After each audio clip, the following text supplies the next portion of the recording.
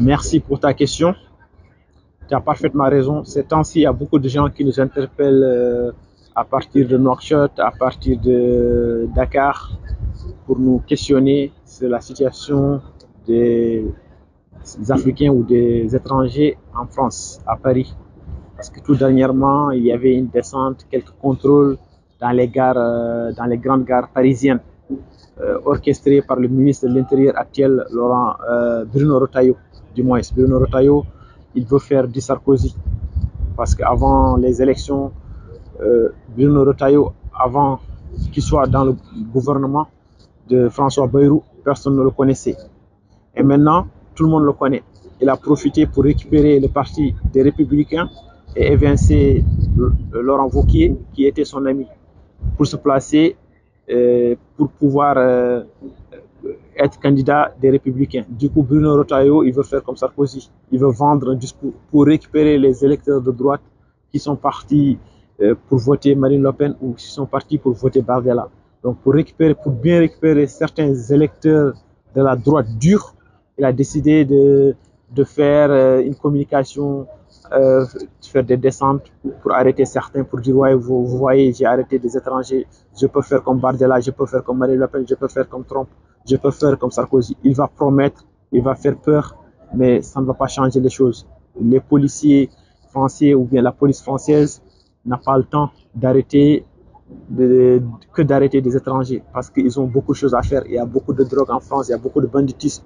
Donc, ils ne peuvent pas tous les jours aller dans les gares. Et s'ils font ça, ils risquent même d'arrêter des gens qui sont même des Français, mais qui sont d'origine africaine ou d'origine qui viennent des pays arabes. Donc, ils vont arrêter des Français originaires de l'Afrique. Donc, ils ne peuvent pas faire ça tout le temps. Ça fait évidemment peur aux gens, aux étrangers. Ouais, ça fait peur, la France, c'est devenu compliqué. Mais les gens doivent juste faire attention de ne pas prendre les transports s'ils n'ont pas de pièce d'identité ou de carte de transport. Ça peut créer des contrôles et créer des difficultés. Mais ça ne change pas grand-chose. C'est toujours la même chose. Bruno Retailleau, il veut juste faire comme Sarkozy. Mais comme a dit Dominique de Villepin, n'est pas Sarkozy qui le veut. Sarkozy a réussi. Parce qu'à l'époque, Sarkozy, c'était un peu nouveau. Mais là, les gens ont compris. Et là, le parti des Républicains, ils ont perdu du terrain au profit de Marine Le Pen et de Bardella.